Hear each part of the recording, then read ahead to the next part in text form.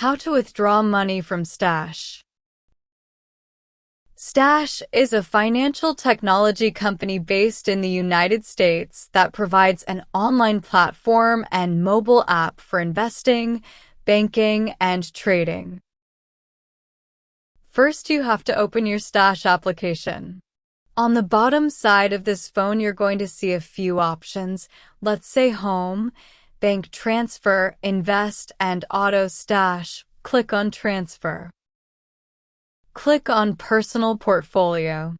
Click your bank account option. We're gonna see that it has the option from and then to, and then how much we actually want to go through and transfer. Type in the amount that you want. Click Continue button. It will take 3 to 4 business days to process the transaction. That's it. Thanks for watching.